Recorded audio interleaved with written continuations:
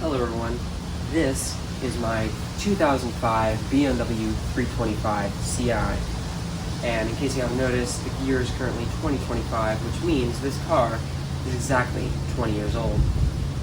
My grandma bought this car new back in 2006, and this car is actually not that much older than me, probably only a few months older than me, which is kind of crazy to think about. It makes me feel old, because this doesn't feel like that old of a car. Although this is a 20-year-old car, it's actually lasted quite well, if I'm being completely honest with you. There are definitely some flaws with it, but for the most part, I will show you in this video why this is probably the best, or one of the best, budget luxury cars you can buy under around $8,000. First of all, gotta start with the key, of course. It's a, 20-year-old BMW key. One game that I do like to play with this car is how far do I have to be for the keyless entry to work. So I'm gonna lock it right now. You heard that lock? Ah, it worked.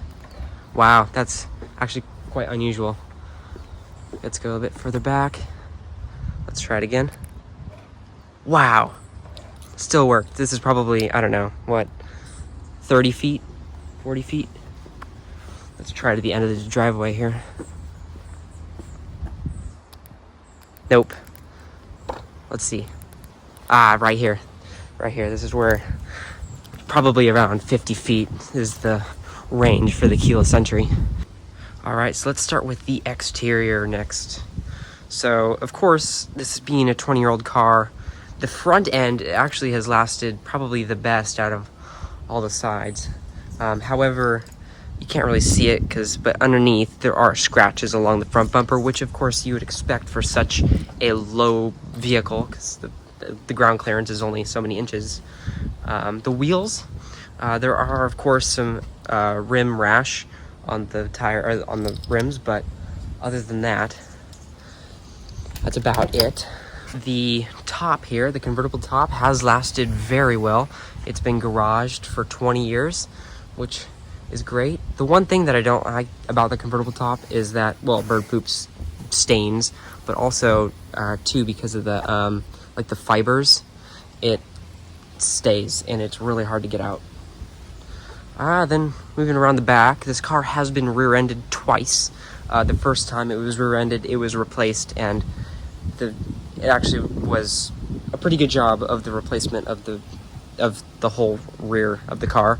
But of course you can tell this body panel, the body gap or whatever, is fine, but when you get to this side it's much bigger, and then you can see there's a little bit of an overhang on the trunk there. But then the second time it was rear-ended, it's not that bad, but it is still noticeable where you can see the cracks here on the rear bumper.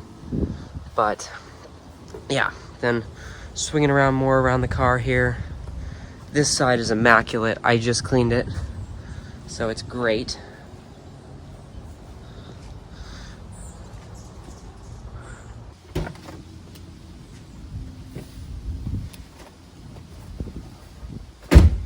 The interior of the car is quite nice. It has aged quite well in here. Of course, this car doesn't have Bluetooth, so I have the JBL speaker here. It does have quite a bit of fancy technology, especially for this BMW. All right, next we'll talk about the gauge cluster here. Let's go in a little bit further. We'll first talk about the gas gauge. The gas gauge is actually quite interesting because you have 0, 1/2, and then 1 out of 1, which, I mean, I understand fractions. This isn't an issue. But wouldn't it be like 2 out of 2? I don't know. For some reason, just my mind, when I think about like 1 out of 1 and 1 out of 2, it messes with my mind. And I don't really understand why the German engineering department did that. And also another thing is that the needle, like this is empty and this is full. In my Toyota, just right there, the gas gauge goes the opposite way. This way is empty and this is full. So I always have to keep reminding myself of which car I'm in and see actually how much fuel I have. And speedometer goes up to 155, which is supposedly this car's electronically limited top speed, but I highly doubt that, since this is a car from 2005 and it's the base model convertible, so I doubt it really does 155. Of course, this car does have quite low mileage, since this was my grandma's car and she didn't drive it very often, but I just hit 68,000 miles, which is super low, especially for a car that's 20 years old. It has Harman Kardon speakers, which are definitely the top of the line speakers that you can get in pretty much any car, really. Since this car was made long before cell phones were widely used, I have one of these phone holders because there's no other phone holder in the car. Then obviously you have your radio, which the radio is great. This dial does not work. It turns on and off, but the volume doesn't work on it, which is a bummer. But luckily I have the volume over here on the steering wheel as well, so I don't really have to use that very often anyways.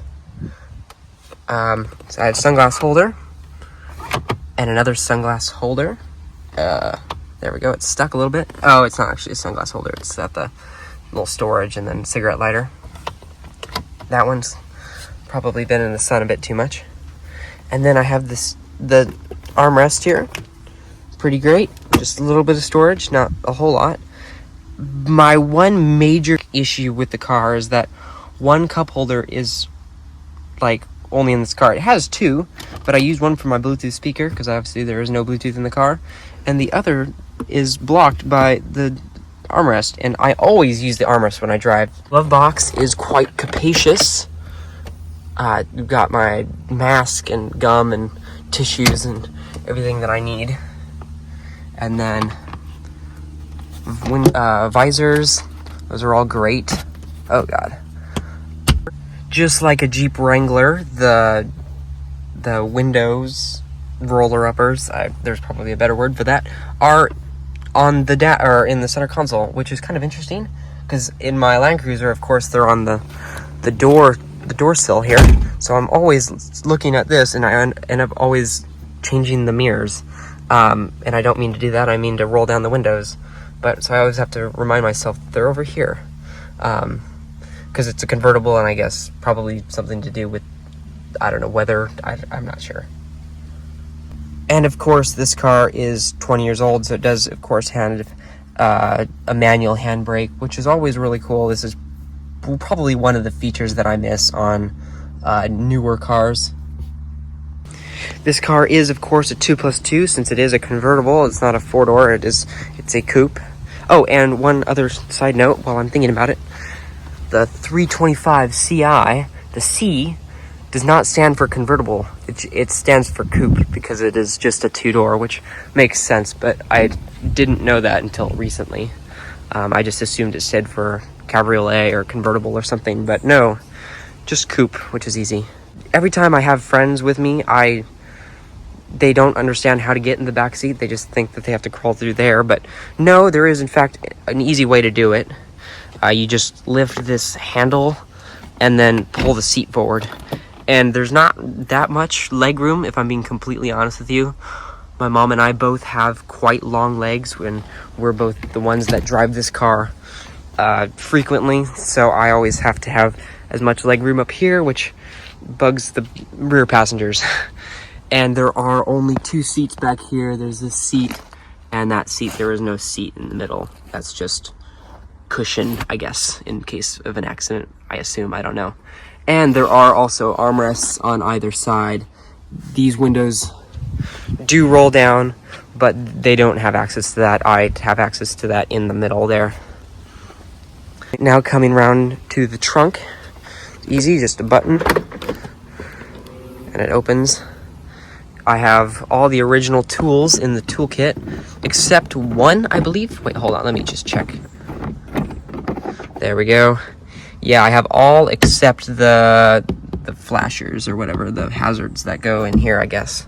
But all the other tools I have, which is always a great thing to have, along with the owner's manual and all the other window sticker and stuff. Now back here, a ton of storage. This is a convertible, of course, so I am limited with a little bit of storage issue. But so this all comes down, and this is in max capacity at the moment, so I can put as much stuff back here as possible. But at the moment, the top will not come down because there is no storage for the convertible. So what I have to do to make that happen is I have to pull this, or there's this little diagram here that shows me what to do.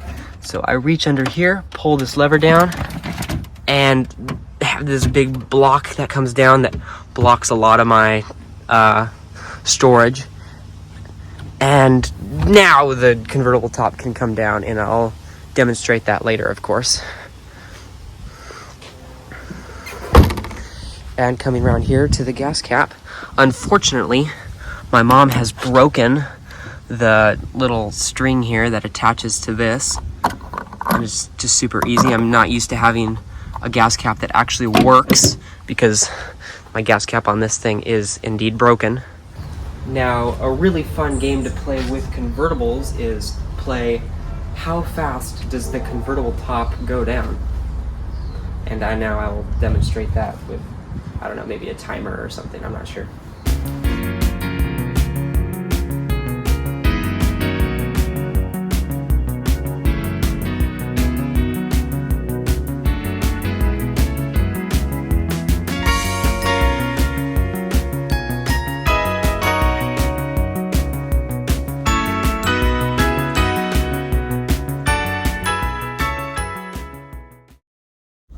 All right, now it's time for the startup. Ah, yes. The sound of a 2.5 liter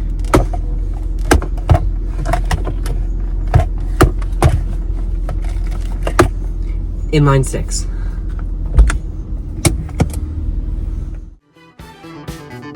It was one of those nights, one of those nights when you feel the fire is burning.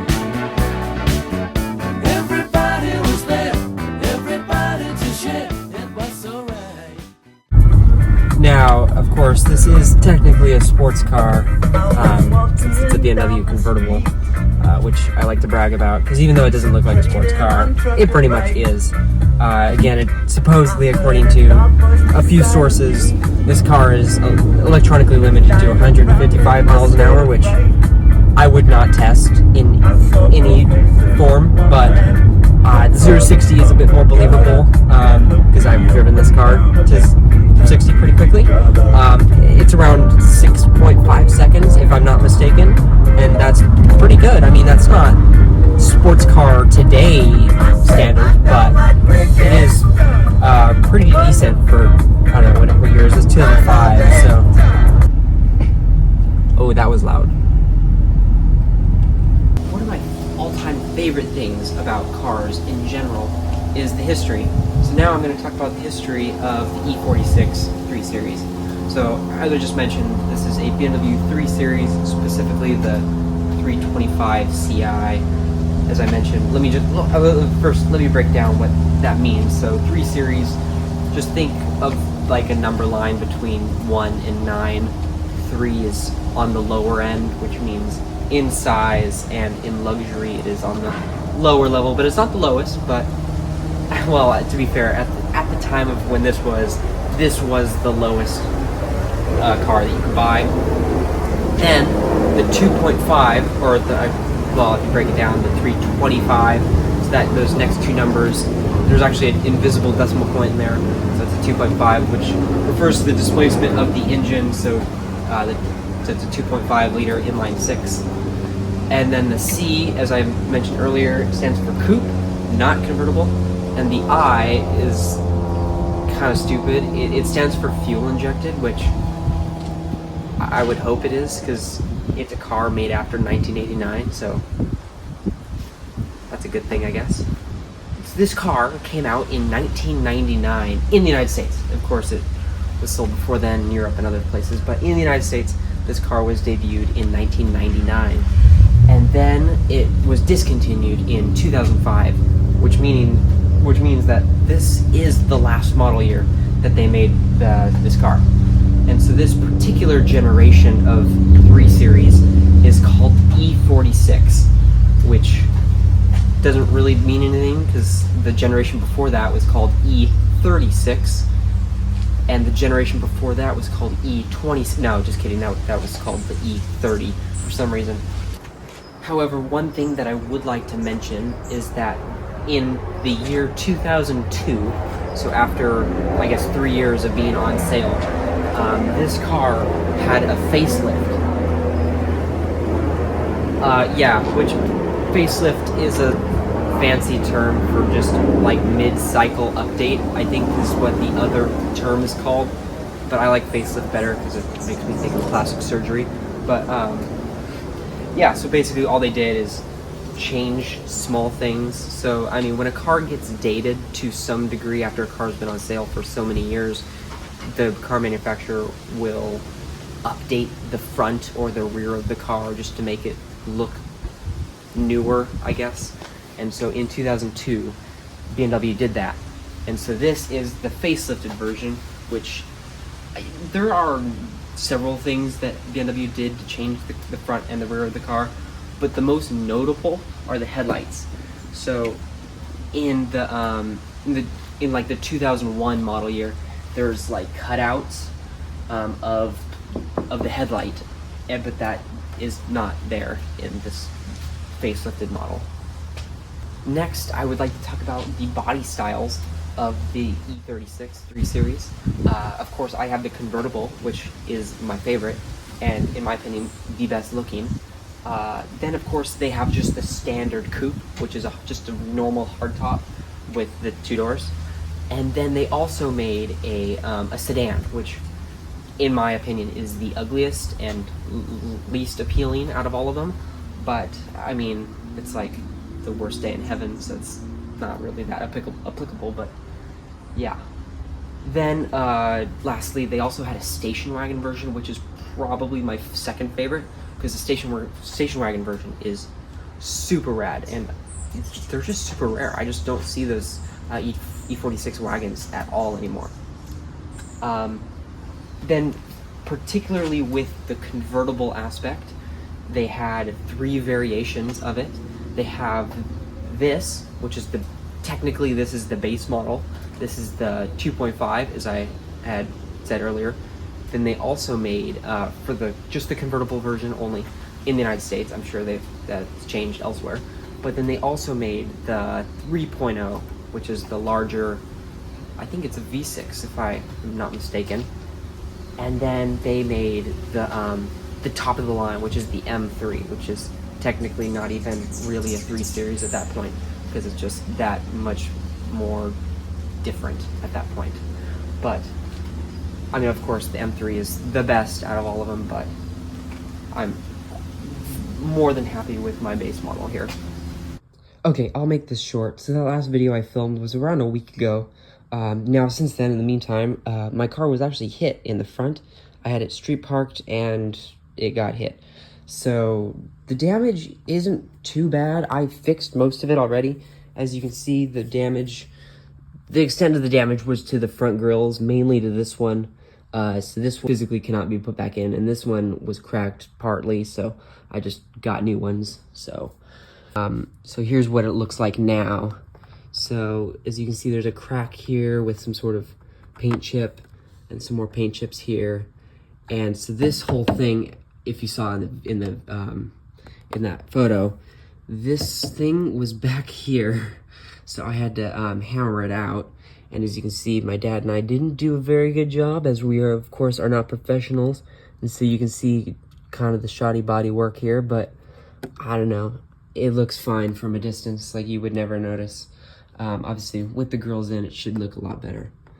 Now, I will probably be showing you now with the grills a few days later. How do I get back there to the place where I fell asleep inside you? How do